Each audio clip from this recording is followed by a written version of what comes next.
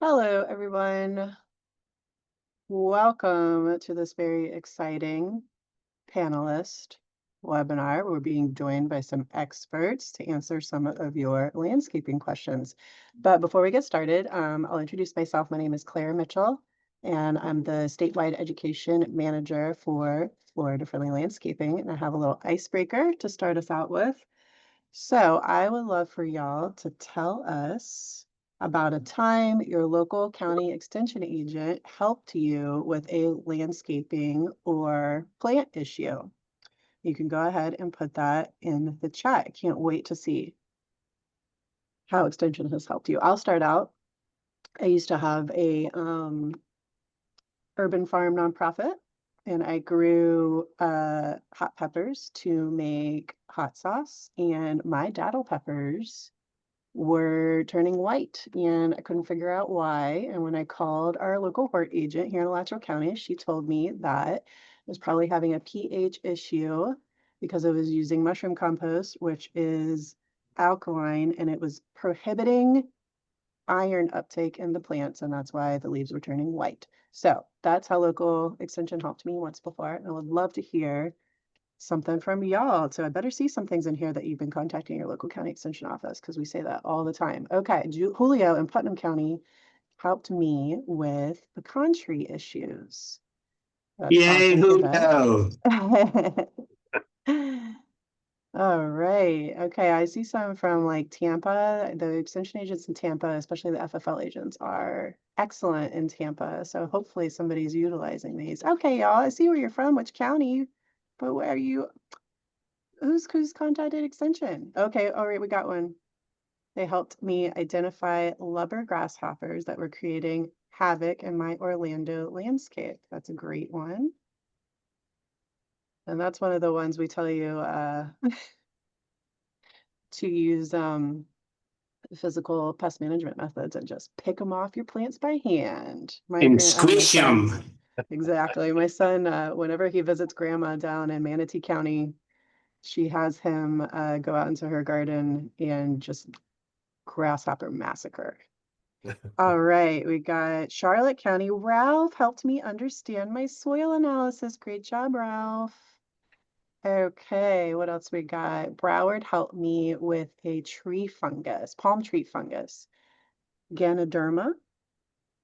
All right. Oh, okay, helped me battle Brazilian pepper in my area. This is great. I love this. Oh, okay. We got hello from Lee County. Extension helped this person identify invasive plants in my new yard. I love it. Oh, and then Lee County also helped this person become a master gardener volunteer. Ooh, that's a great reason to contact your county extension agent. Great, y'all. Well, this is 3 minutes in. We have some good responses, and we're going to go ahead and get started with our webinar today. So as I said before, my name is Claire Mitchell, and I'm here to welcome you to the Florida Friendly Landscaping Program's Homeowner Webinar Series, and this happens every third Tuesday of the month at 11 a.m. I'm the statewide education manager for FFL, and today our webinar is a little different because we will be hosting a landscaping Q&A panel, and you get to answer, hopefully, all of your burning landscaping questions from these three experts. So first of all, your microphones have been muted. And so if you have questions, we're going to put them in the Q&A box instead of the chat box. And we're going to answer them as they come in. Some of these questions will be answered in the chat box if they're kind of general things that we can link general answers to. And we'll do our best to provide you with web resources for that. And then at the end, we're going to have an exit survey, and this is going to help us decide what kind of programming we should do next. What do you like? What do you not like? So our next webinar is going to be October 21st at 11 a.m. We're going to be joined by Calvin Gardner, the urban residential horticulture agent with Orange County Extension, and he'll be talking with us about the story of Florida's wetlands. And we're pretty excited about that one. Okay, so today we're talking with Dr. Chris Marble, Associate Professor in the Environmental Horticulture Department at the Mid-Florida Research and Education Center. He specializes in ornamental and landscape weed management. Marc Frank is also here. He's an extension botanist and associate collection manager at the UF Herbarium, and he specializes in plant identification, horticulture, and horticultural systematics. And finally, we have Ralph Mitchell. He is the county extension director and horticulture agent in Charlotte County. And so thank you, all three of you, for joining us today, and we will begin taking questions. All right, what we got here? Okay. We got a turf question. First thing, guys, my community in DeLand struggles with St. Augustine Floritam failing mostly in full sun. We are an HOA and ET irrigation system, so we have no control over water, and a commercial lawn service mows and applies fertilizer. So we probably need to replace 15,000 square feet of turf. That's a lot of turf, guys. Okay, and we're considering ground covers like jasmine, mimosa, perennial peanut, or bahia. Please advise what you think would work best. Our current landscape looks hideous in almost half of the common spaces and on the verge. Oh boy. Ralph, I saw you nodding your head at least. So what do you Well, think? I think I was cringing, if anything, Oh, here. I was also cringing. Um, I guess I'd want to still know what was the problem to diagnose Mm, that problem before moving forward with any other additional ground covers. And so I guess I would have a lot of questions like mowing height and were there specimens taken and sent to the plant pathology lab? What kind of chemicals were applied? Did anybody try to identify what the problem was other than just throw their hands up and say, oh, try something else? Because, right, something else may not work as well. There may be some kind of basic problem that they're just missing. And to throw all that money down there without a positive ID just makes me cringe. right. We'll see if Diane gives us a little follow-up question here or a follow-up for that. I can say that if it is full sun, um, I'm not one of the experts, but I do have sunshine mimosa in my yard. It's very aggressive, but it's gorgeous and requires almost no maintenance, especially if you're not walking on it. So I love to recommend mimosa, but it also, I do think that we should come back to Ralph and see like that is a great question because you might be facing some of the same issues with what you replace it with. And I don't think there's any problem with mixing it up with different types of alternative ground covers. But certainly I remember we planted some sunshine mimosa here at our old office, and looked great, and it is great, but it was planted on a berm and it jumped the parking lot berm and started growing into the parking lot and it was tripping people up. So it's too successful in some cases. Right. Okay, well, we might come back to Diane if she can follow up, but we will just keep going to the next one. Okay. Which pollinator plants are best for a 4x8 raised bed in Gainesville? I'm gonna give that to Marc. Which pollinator plants? Are best What? for a small 4x8 foot bed in Gainesville.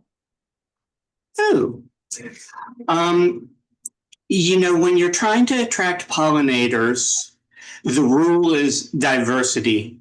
You want things at different heights. You want things of different colors and different forms that are going to bloom at different times of year, right? So what you're looking for is a smorgasbord for those pollinators. Of course, if you want them year round, you want things that have a longer blooming season. So the sunshine mimosa that you mentioned is pretty rampant for a relatively small raised bed, but it blooms for a long time during the warm season, and it would be a ground cover. Then something upright like a salvia with a long blooming season, one of the perennial salvias might be great for attracting some of the bees and hummingbirds. It kind of depends too what type of pollinators. Are you just fixated on butterflies? But there are absolutely gaboodles of references available on pollinator gardening in Florida. So you kind of need to pick things based on who you're trying to attract, but also your growing conditions. Are you talking full sun? Are you talking part shade? See what is growing in your area that you find attractive and that is blooming for a long time. And I also put something in the chat box too, and this is a really easy follow-up. On our website, we have Florida-friendly landscaping apps, and you just search FFL apps, and we have a butterfly garden app that helps you pick out pollinator plants and host plants for butterflies, and we also have an app specifically for creating bee gardens. So if anyone is interested in that, we have several apps that can help you with your choose plants for your landscape. Okay, next we are gonna ask, okay, oof, I have this question too. If a plant is infested or thought to be with nematodes, will it survive? I would think annuals and small perennials would die, but hope for larger plants with soil improvements like compost, worms, and water. Ralph, I'm gonna give that one to you too. Yeah. Well, as we're in the capital of nematodes of the world here, you can't avoid them. But I just know personally, some things I know that have failed that I will not try again. One was edible figs, which the nematodes went after and finished up on. Me too. I also had a problem with Barbados cherry, also got wiped out by it. So I try to pick plants that are going to be, tolerant to it. And for instance, too, in this area, we get the gardenia that has the rootstock that is tolerant to the nematodes that's been grafted, because the other ones won't do well. In my own vegetable garden, I've had problems with okra getting devastated by them. And I tell you, what has worked for me is incorporating loads of compost into there, because that again is holding moisture, but it may also have beneficial organisms that help suppress the nematodes to levels you can live with. And of course, some vegetables are going to be limited because they're annuals. So by the time they're done and they're beginning to fail, you've already gotten the crop out. Otherwise, we're talking about turf a little bit, turf that might get root knot damage.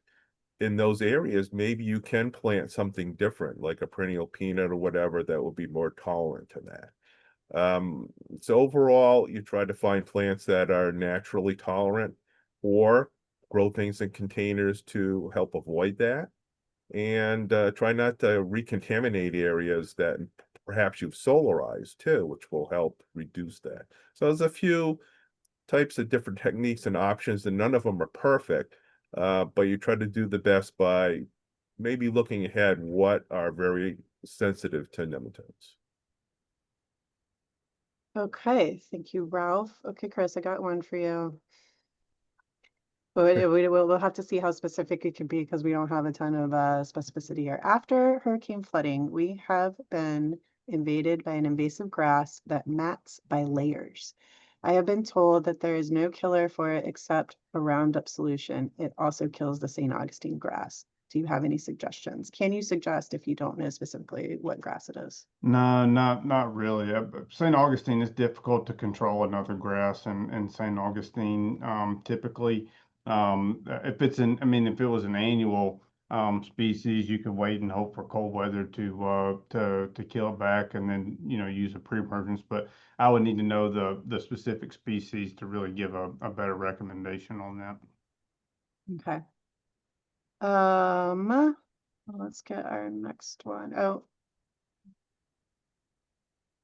Okay, let's go with, I planted echinacea for pollinators in Gainesville, full sun. I had those in Montana and they are huge and they live forever. When things are sold as perennials here, what is the true lifespan? Can I answer that? Sure. So echinacea is often sold as a native species in Florida, but in fact, it's only been documented from Gadsden County up in the Panhandle on the bluffs of the Chattahoochee River. It is basically a Piedmont and upland species from the Middle South. So it is challenging under Florida growing conditions. I've killed it more times than you can shake a stick at, and I don't try and grow it anymore. So I view Echinacea in Florida as an annual or a short-lived perennial at best, unless you can provide it with really optimal growing conditions. Then it's going to be tough. It likes a fairly fertile, organic, rich soil. It likes regular moisture, and it likes good airflow. And that can be a tough combination of features. So in a crowded yard like my yard, it always gets fungal disease. So anyways, there are probably differences between cultivars at this point. There are quite a few Echinacea cultivars, and so you might want to look at cultivars that have been developed for the humid Southeast, but know that Echinacea in Florida is pretty darn challenging. Thank you. We have an update from the Diane, who's thinking about replacing all of that San Augustine turf. Okay, so we have some details here. The community landscaping company mows it 4 to 5 inches. That's pretty good. And during the summer, they still get a 1/4 inch to 1/2 inch of water twice a week, whether they need it or not. This is on that St. Augustine turf that's not thriving. What do you think, Ralph? Well, again, I think I'd want to have a plant pathology lab test on it. I don't know if we talked about the soil too.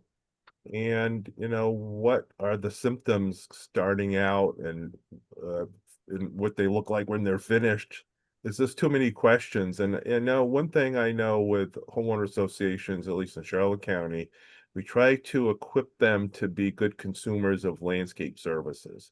Why are you doing this? What's going on here? Answer my questions as far as the landscape professionals, which I think they owe them as far as that goes. And there's certainly a lot of Florida-friendly landscaping resources that help homeowner associations to keep them accountable too. There's more questions I have that I want answers from, which would probably involve the landscape company and your landscape committee within your homeowner association meeting and getting a few of these missing bits of information before a decision was made. And so to follow up with that, Ralph, if they wanted to do a soil or tissue test, what would be the steps to do that? Well, with the soil test, again, you can go to the UF Soil Lab website and download the landscape and vegetable test, and it gives you the instructions how to take it. It's generally going to be multiple samples that are added to make one sample. With the plant pathology lab, again, there's instructions, and you can go to that website too, download the form. There are costs for each of those, but they're pretty good at what they do as far as they have the equipment to analyze and give you some recommendations, but at least get a positive identification or eliminate it. Like there's no problem with the soil or there's no disease present. That's what we need more information on before proceeding. I also wanted to say too, there's a new soil test kit. It's a little more expensive. Instead of like $7 to $10 by sending it to the UF Soils Lab, it's called Soil Kit, and it's about $30, but it's apparently a little, I haven't used it yet. Have you used it yet, Ralph? I have Soil Kit not, one? but Okay. let's see. I have one right here. All right. Perfect segue. It's supposed to be more user-friendly as in it has more information and as opposed to the other one there. But I have not used it. I have not seen results back from it as yet.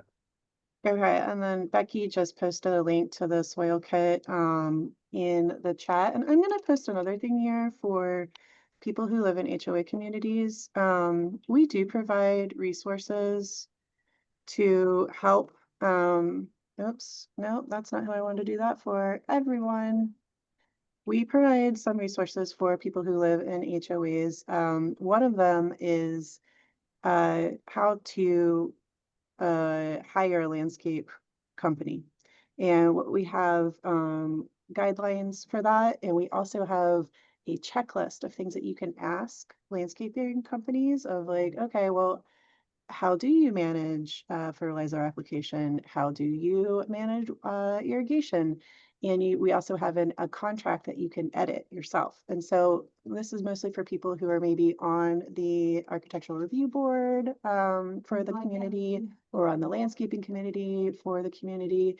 But we do have some resources that can help you choose the landscape maintenance company that works for your community, because it sounds like, you know, the landscapers themselves could be a part of the problem, but you don't know until you really find out what the problem is. Okay, so Holly said that, and this question is for Chris, I take care of my neighbor's gravel plant beds around her house. The weeds are crazy in the summer. What weed control do you recommend? I'm nervous about exposure to bad chemicals. What do you suggest? They need more rock to block the weeds, but they don't want to buy it. Yeah, so I guess if you're trying to use safe, you know, quote unquote safe herbicides or whatever, basically there's a lot of different options. If somebody was opposed to using, say, synthetic herbicides, there's a lot of organic options that are available, different plant oils and things like that that you can use. And they can be used just like a typical herbicide and mixed into solution and sprayed, and it acts like a contact herbicide. So with those options, if you're going that route, just know that they are going to be contact only. So for large weeds and perennial weeds, you're not going to get as good a control as you would with a systemic option like a Roundup or something like that. So, but there's other things that you could do if you were opposed to using synthetic herbicides. But you know, as always, read and follow the label directions and everything. But that there are options to choose from. So. Ralph, I'm sorry I keep giving you all these, but would you like to follow up with FFL recommendations about using gravel as mulch? Well, you do see people using a lot of gravels mulch, certainly in our area. And I personally don't like it because it keeps things a little bit warmer. It's certainly not going to add any nutrition to the site. Um, and I prefer organic type ones. Also with stones and rocks, they could get out into the lawn and become projectiles, of course, too. I would say if you're going to use gravel, probably more up against a foundation, at least 18 inches out, so that you have an open, inspectable area that's clear of vegetation and not kept wet. I've heard some of the bigger stones are better, not like a pea stone, but you want those areas open so you can inspect for termites, or at least make sure the perimeter treatments and such haven't been disturbed. So I'm not really in favor of stone per se because of that. It has its place, but not as a general mulch overall for plants. I prefer organic type materials. I mean, my favorite one is shredded pine bark mulch. I'm just telling you, I just like that. And it's hard to find sometimes. I don't mind the mini nuggets and the large bark nuggets, but I just like the shredded pine bark mulch. It looks good, works good, but there's so many to pick from. So you can pick your choice, but again, it's not my favorite. A lot cheaper to reapply those organic mulches also. So like with the rock, people don't want to go back out and apply that. For one, it's labor intensive. And but number two, the biggest problem with it is that it's just so much more expensive, you know, on a square foot basis with rock versus mulch, you know, a pine bark or a straw or something like that. But with those organic materials, you can just continually add them, and they're relatively inexpensive, especially if you get them in bulk. So And I've seen That's a people great that answer. use like white marble chips, and they put acid loving plants in it, and they had it in a white house in the bright sun. Talk about cruelty to plants. That's one Blinding, yeah. that's terrible. So some of those stones can release some alkaline materials, and we have enough alkaline materials, at least in Charlotte County. but also release the heat. So in the dead of summer, a rock mulch can just create a really hot landscape. So for our recommendations for Florida-friendly landscaping, we do not recommend that you use gravel, rubber mulch, or cypress mulch in your landscape. Gravel because and rubber because it adds no organic material to the soil. Cypress mulch because it's hard to determine if that's a byproduct of the cypress industry or if the cypress were harvested straight from our wetlands. So what we do recommend is on our website. We have a whole principle on mulch, or it's one of our 9 principles, talking about the benefits of certain mulch, the disadvantages of some of them, which work in which places. And if you'd like to learn more on mulch, someone's going to put that in the chat in a second. It might be me, it might be somebody else, but we'll can link you up with some resources to mulch. Another good place to put gravel is on drip lines and on paths. But if you do use them, put weed cloth under them. That's the one place we recommend that you put weed cloth is under the gravel to kind of suppress some of those weeds coming up. Okay, we have a question from Mark. What is your opinion regarding the use of small bromeliads as a ground cover to shade the roots of flowering plants and shrubs? The garden beds also have 2 to 3 inches of mulch. I am a fan of bromeliads, particularly if you're in a more frost-free part of the state. They can be a great ground cover. There's a couple things to keep in mind. One is that many species of bromeliads accumulate water in the middle part of the rosette, what's known as the tank, and that can be a breeding ground for mosquitoes. So, using something like a neem oil spray periodically can prevent having mosquitoes breeding in some of the tank bromeliads. The other issue to remember is that bromeliads only grow until they flower, and then the main plant is going to die and produce offsets. So over time, over a number of years, it can start to look a little messy with the dead plant. So you will probably need to get in there and periodically do a cleanup to either pull or cut out the dead mother plants while leaving the offsets in place. The one other thing I know from personal experience, because I have quite a few bromeliads in my landscape, is just that for many people, both the spines on the margins and the hairs on the leaves of bromeliads, which help to absorb moisture, can be a skin irritant. And so I know a number of people have reported to me that when they're dealing with bromeliads in their landscape, either planting or removing leaves or cutting out dead rosettes, that they end up with itchy arms. So it is a good idea to wear long sleeves and gloves when you are dealing with those bromeliad ground covers. Okay, next. Okay, I'm going to do back-to-back weed control issues, Chris, so get ready. Good. All right, here's the first one. How effective is it to use tarps to kill weed seeds, to kill weeds in Bahia this time of year? Harps to kill weeds in Bahia. Mm-hmm. You'd probably kill the Bahia also. I mean, if you tarped it for long enough to kill any kind of weed species. So yeah, it would work, but it would also, I mean, it's probably gonna kill everything that's there. Is it still hot enough to do that? Or is it really, that's just really the light issue, right? Blocking the light? Yeah, you're blocking the light, but then you're also I mean, like it's going to heat up under there. So, like if you like for solarization, for example, if you were trying to heat up the soil, you'd want to use like a clear plastic as opposed to like a tarp. The tarp's mostly going to be just I mean, you're reducing airflow and you're blocking light. So there's a couple different mechanisms that it's using to kill everything. Also, it's going to dry that area out too. If it's a big enough tarp, it's not going to let water down there either from rainfall or irrigation. So, Okay.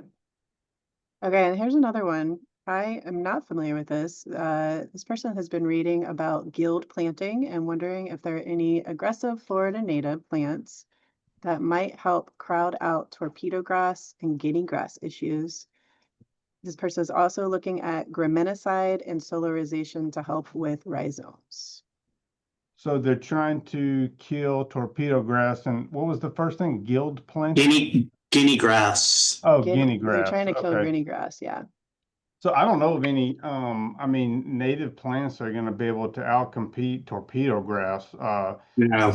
It's an invasive grass that doesn't really have any kind of pest problems or anything like that. I mean, it's just that's why it's invasive. It's going to invade and take over most native plants. So I can't think of anything that would be able to outcompete it necessarily. But yeah, if you're talking about graminicides, there are. So there's it's sold as a bunch of different names. You might see it at a big box as just called a grass killer or grass be gone or whatever. There's dozen different names, but you'd want something with the active ingredient fluazafop.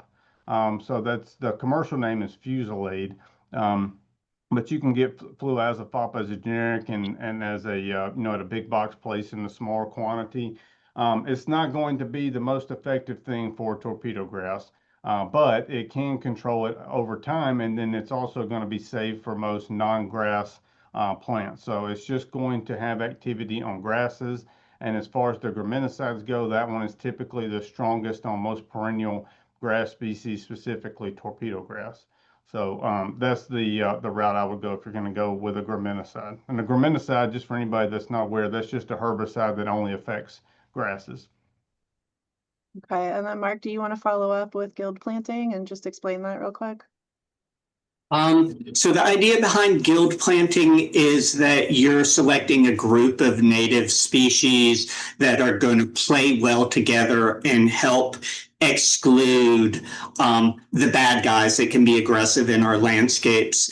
And guild planting is pretty darn tough. I actually think the people who have had better success are in less hostile growing environments than Florida.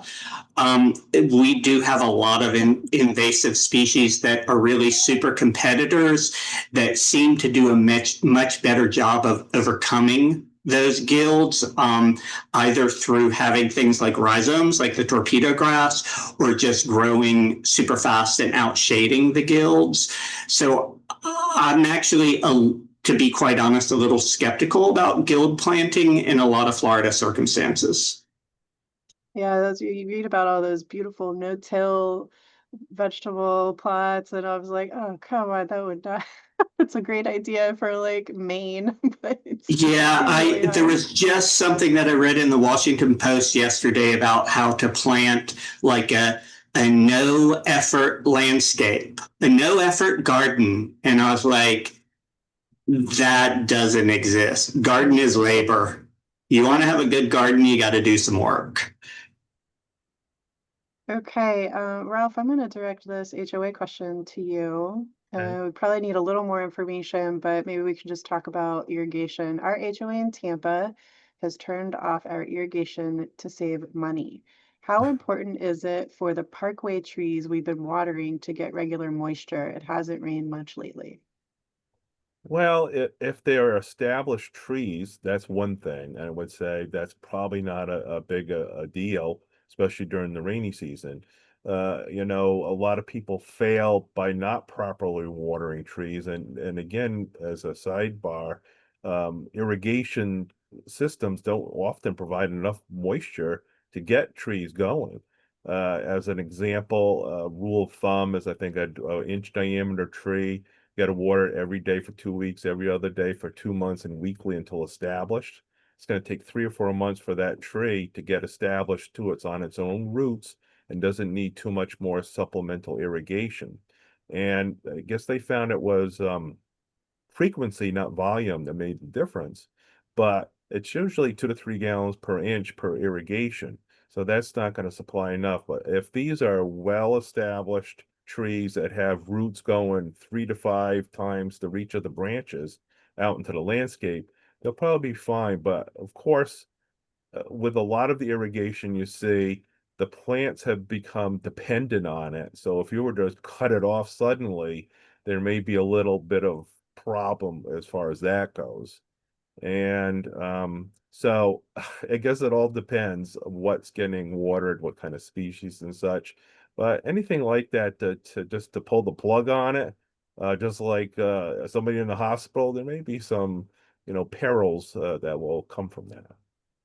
And then typically we say established means that the plant can survive on its own by just on rainfall. But I guess that does change it if it has become used to being irrigated all the time, and maybe the roots haven't grown as deep as they would if they were just getting the rainfall. And a lot of times too, they're not really, if you kind of micro irrigation on bedding plants and then, other traditional irrigation on turfed areas, but sometimes they're all combined together and Mhm. a lot of things are getting overwatered all the time. And again, that's why you need a irrigation professional come out and make sure that there's proper uniformity and coverage and such, and what plants are going to need more and less. They just can't just be watered one way for everything. Okay, Mark, I have kind of a fun question here. And this will incorporate some FFL principles as well. Okay, this is an HOA. We have a stretch of bare soil along a large retention pond surrounded by a wrought iron fence. The area is shaded with a lot of tree roots. We don't want to plant jasmine or anything else we will have to work to keep from climbing the fence. There's no irrigation. Is there anything that we can plant? Shaded, huh? Yeah. Oh boy, did I spring this one on you? All right, well, I'm going to talk about something, or I'm going to ask Ralph while you think about the shaded plant. I'm going to ask Ralph to talk about protecting the waterfront while we think about, are there any good plants that we could plant around a waterfront? Okay. Okay. As far as that goes, that's one of the flower-friendly landscaping principles. And certainly, at least in Charlotte County, we have a lot of retention ponds in homeowner associations that some people like to have the grass cut right to the edge because they want to see the water. Where we're recommending, and again, it's mentioned in our ordinance, but it's not mandatory, a good 6 to 10 foot buffer around bodies of water, such as retention ponds. That would be a no mow, no fertilize area, and where if water goes across that area, it gets cleaned a little bit more before it actually gets into the pond. And it can look good too, because I've seen some that were planted appropriately as these buffers around ponds that look nice. So they were ornamental and they were functional both. Mark, any ideas for plants that would do well there? Yeah, so I would look for native ferns that would do shade and moist. Fog fruit, also known as frog fruit or matchweed, wants to be in full sun to bloom well, but it's pretty tolerant of shade conditions and would deal with moisture. My guess is that if you're by a retention pond, that you periodically got soil that is moist, and then when the water level in the retention pond goes down, it dries out. So we're looking for a species that's going to deal with both pretty saturated soil and the periodic drying. So ferns, fog fruit, let's see. Do either of you guys, Ralph, Chris, do either of you have other suggestions? The first thing that I thought of was the frog fruit. And sometimes Wild-leaf sage might be something that you could put in. It's not going to be a dense ground cover, but you could interplant that, and it's a native, and it would take, a shady condition and deal with both wet and dry. and they might have to go to a special nursery to find these materials too, because they're not going to be at the box stores. Yeah, the fog fruit's probably the easiest of all to find in a large enough quantity to be able to plant out. You can buy it as plugs and it establishes really quickly. Yeah. I also put a link in the chat if people want to look at this. This is a list of plants that we just published in our Green Stormwater Infrastructure Guide. And this is a list of aquatic plants that are Florida friendly and can go around and can help with stormwater issues, which is what your retention pond is. Anybody want to add anything else to that? Are we good? Okay, so go ahead, check out that resource. That's pretty exciting. It's got a lot of good ideas in there. Okay, we have a lantana question. I'm not sure who wants to take that one, but here we are. Just to want to make sure I'm relaying the most current recommendations to my neighbors. We probably need to get like IFAS assessment on here right now. What's the official IFAS position on lantana? Some pages on the website still exist supporting planting native varieties, but I've heard agents say no lantana is okay anymore because of hybridization. Are there sterile varieties?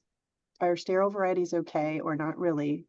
And do the pages get updated that are no longer current? Yes and no. That is a great question. All right, who wants to take lantana? I'll take it. All right. Okay, so with lantana, there's now a series of cultivars that are both male and female sterile. That they're marketed under the name Bloomify, and there's about 6 different colors, and that is the only cultivar of non-native lantana that has been approved for planting by the UF IFAS assessment is the Bloomify lantanas. By planting the Bloomify, you're keeping it from crossing with any native lantanas that your neighbors might have planted. I had mixed feelings about planting the native lantanas. Of course, we're encouraging people to plant them, but my understanding at this point is that there has been so much hybridization of native species, even within the nurseries that are producing them, that at this point we are actually diluting the genetics of the wild populations because the pollinators can move from our landscapes into the wild. So at this point, I think it's probably smart not to be planting the native lantanas and to stick to the wholly sterile, both male and female sterile cultivars, which at this point is the Bloomify series of cultivars, but there are more that are going to be coming onto lines soon. Okay, and then I posted something in the chat for a few people have questions about invasive species. So I posted the link to IFAS assessment, and this is the university's list of invasive plants or plants that are predicted to become invasive. And so if you have any questions about whether a plant in your yard is invasive or not, you can see, just type it in and see if it's on that list. Okay, Chris, I got some weed questions here. I recently moved from Maryland and have so much to learn. My lawn now is basically weeds. What steps should I take to turn it into a beautiful, thriving lawn? I live in Lee County. What type of grass will I have the most luck with? Seed, sod, or plugs? That's kind of weeds, it's kind of turf. Yeah, so in terms of the type of grass, that's really depends upon a lot of different factors. The main thing I would look at, because you can't typically control it, is the amount of sunlight that you're getting. I mean, unless you want to cut down trees or whatever. But St. Augustine is typically the best for shadier spots. So I would start there.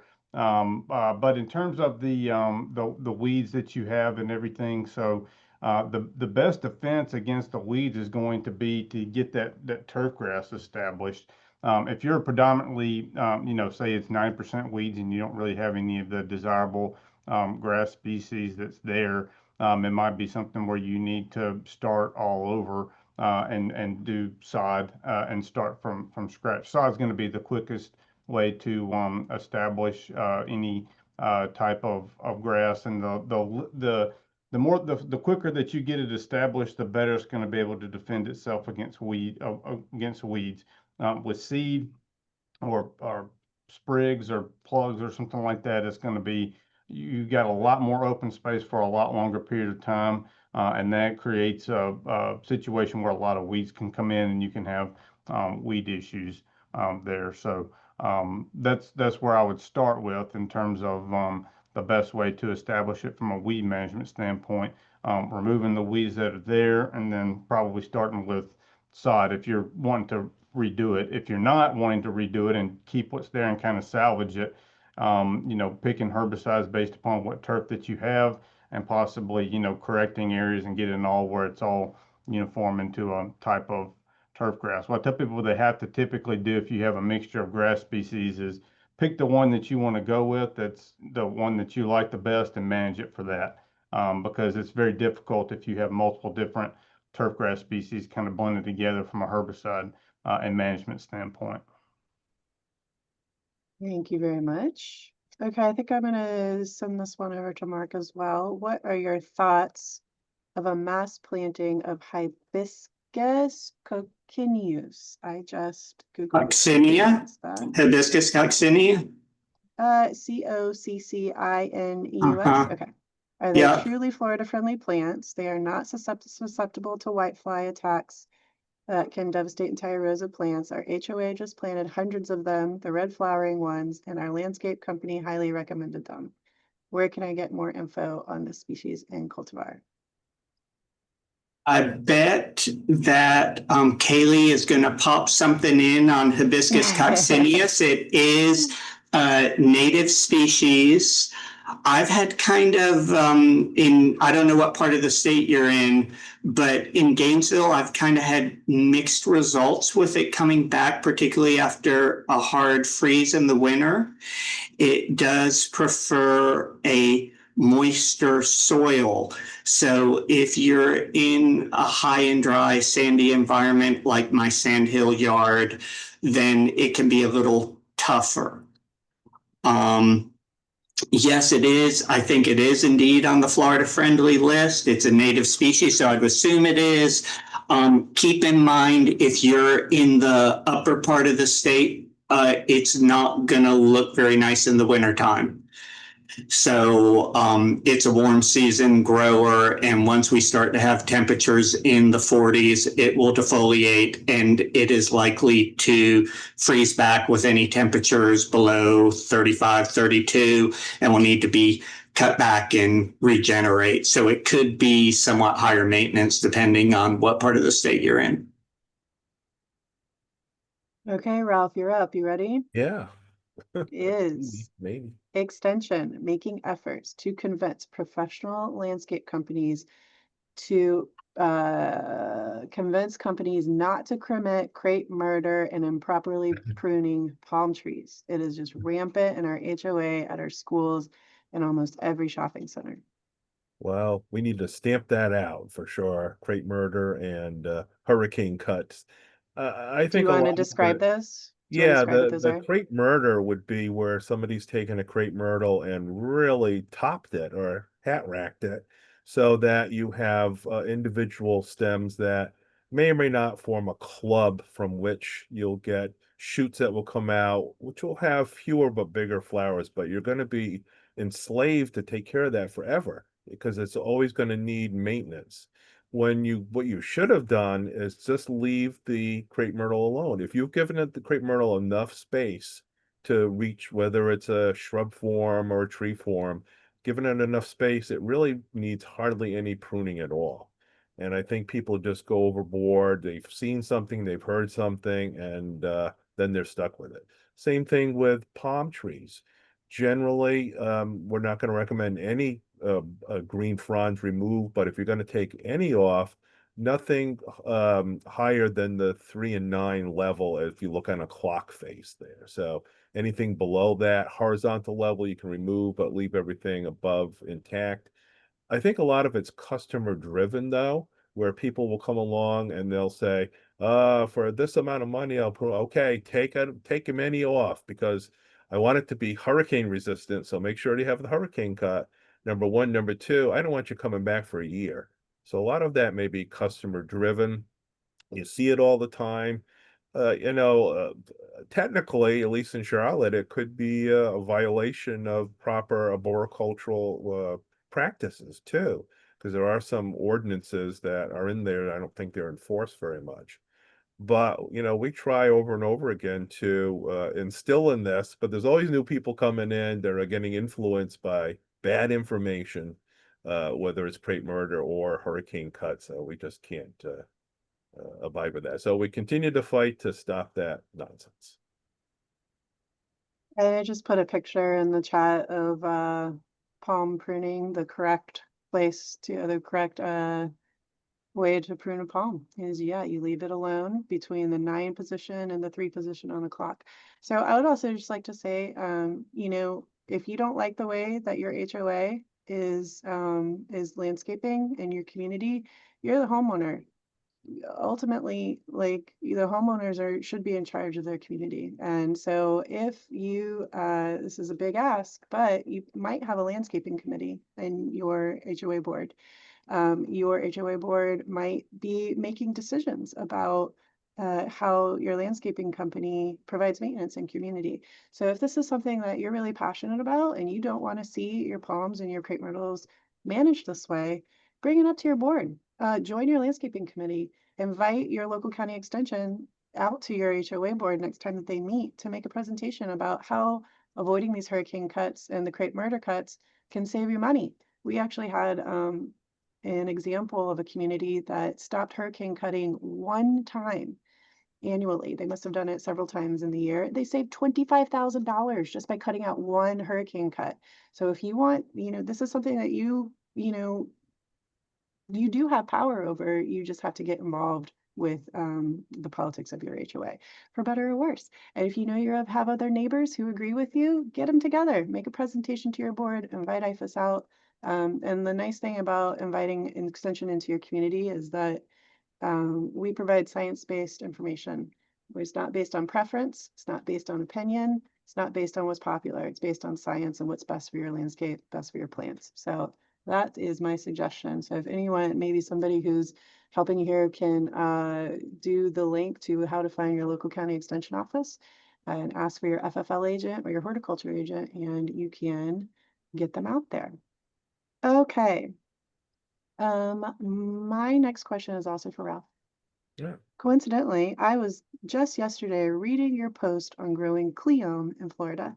Should I start seeds now to grow over the cooler weather in Manatee Zone 10B? Can you tell us what cleome is? Yeah, that's the spider flower. It's a annual plant. Some of them do have some spines on them, but they produce a airy, multi-flowered inflorescence that's quite beautiful, generally in pinks and whites. They produce a lot of seeds too that can self-sow after that. I would say, yeah, it would be fine to go ahead with that. I tell you, the worst situation I ever had was white flies. The white flies love the spider flowers.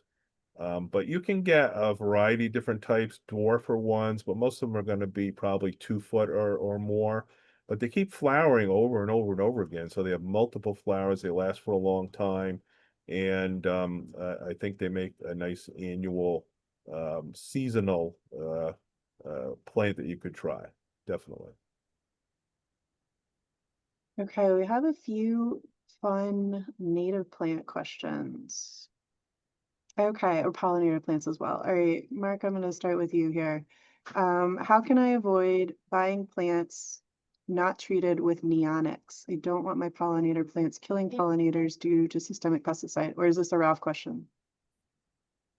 It could be either. Yeah, let Okay. Marc. You just got to be buyer beware, so you've got to talk to your nursery people that you're buying from. If you're concerned about plants that being treated with things that could be potentially harmful to pollinators, then you need to buy from smaller local producers and ask them, are they using any chemicals in the production of those plants? Most things that are sold in box stores or larger nurseries where they're obtaining them from big wholesale suppliers are probably going to be treated with systemic herbicides, just because they need to ensure that these large quantities of plants are pest-free when they're sending them off to all these different locations. So my recommendation is to buy locally and communicate about your concerns with the grower, who is hopefully the seller as well. Can you explain what neonics do and what they are? Ionics? Oh, whatever the Yeah, neonics, that's what nicotinoids. the Oh, Weed. neonics. Neonics. They're talking about neonicotinoid, which is a group of insecticides that are particularly harmful to bees. Neonics, yeah. So those are things like imidacloprid, right? Mm-hmm. Yeah. Yep. Yeah, and they're often used as a granular. It's a systemic, so it gets into the phloem of the plant and then can be present when the plant flowers so that when the pollinators visit it, they can pick up a small dose of that insecticide, which eventually can cause problems for the bee or for the other pollinator. Okay, I'm gonna get this one in here because we're doing a little favoritism. Angela, who works in the FFL state office, has a great question for Chris. She has a little under 2 acres. How do I manage invasives without harming natives? For instance, I have skunk vine intermingled with spurred butterfly pea or wild potato vine and basket weed or doveweed alongside creeping cucumber and black-seeded needlegrass. I have tried managing through mechanical methods, but I already have another full-time job, and it is right here in our office. So, Chris, what do you think? Each case is kind of a little bit different. So, like with the skunk vine, for example, with vines, there's very rarely are you going to have like a herbicide option that's going to be able to be applied and affect the vine without affecting what it's growing on, native or not native. It's just very difficult to have something selective for a broadleaf and be safe for other broadleaves. But basically, what you want to be doing is if you're going the herbicide route, which on 2 acres, that's a sizable size of a yard to manage. And so herbicides would probably be what's preferred in most cases. If you're going the herbicide route, it's taking a very targeted approach. So like for example, with the vines, instead of treating broad scale all these vines and everything and spraying indiscriminately, you could do something like basically a modified cut stump type treatment where you're cutting those vines off at the bottom and treating the portion that's coming from the ground up.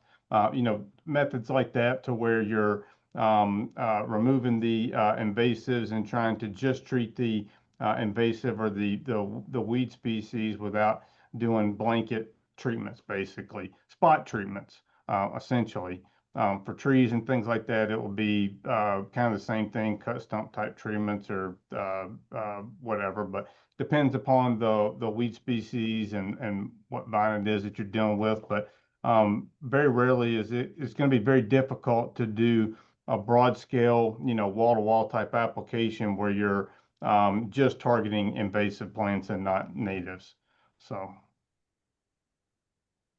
Okay, I think this is going to be our last question, and it's going to be for Ralph. How do you get native milkweeds to succeed in a highly organic yard that doesn't give them the basics that they need to grow? Putting them in pots. My thing keeps jumping around here. Putting them in pots or tubs of water to make an artificial environment does not seem to allow enough plants to support a high population of monarchs.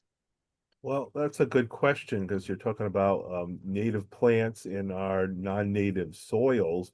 In that, in residential areas, it's the soil's residential fill, so it's good, bad, and indifferent, whatever was brought to build up the lot. And because of that, a lot of native plants can't succeed well in there. So if you have to make little oases of modified soils and such to make sure that they succeed, I think that's probably not a bad idea, because they're not going to be that adaptable. And I think across the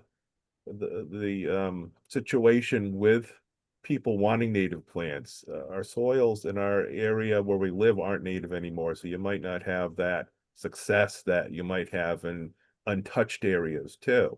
But of course, some native plants are very adaptable as well. So it depends. But I think in your case, what you're doing is making a modified habitat for that specific plant in a specific place. I think it's probably not a bad idea.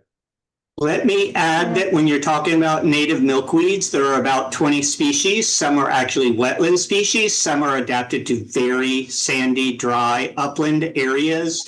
So you really need to target the right species to match your conditions. If you've got something, if I understand you saying highly organic means organic soil, very rich, nutrient-rich soil is probably more moisture retentive, then I would definitely not try and plant things like the butterfly milkweed, Asclepias tuberosa, which is really a dry, sandy plant. And I was gonna let somebody finish out on the importance of right plant in the right place. So even if it's native, who wants to take that? Who Exactly. wants to- Native wants plants to- definitely have distinct habitat preferences. And so even if it's native, it might not be the right plant for that spot in your yard or your whole yard at all. And so luckily there are lots of varieties of milkweed that you might be able to try, but milkweed just might not be the right plant for your yard, or at least that variety of it, that species of it. So that's something that we always like to say. Native won't necessarily thrive just because it's a native plant. You got to find either the right plant in general or the right species of native to thrive in the conditions that you have. So that's it, guys. It's 12. I think our panelists did excellent today. You guys are incredibly knowledgeable and you answered a ton of our questions. And I think we all learned a lot today. It was very, very helpful. So really thank you for joining us. And our next webinar will be next month, as I said, on October 21st. Love to see you then. And thank you for joining us today, and we'll see you next month.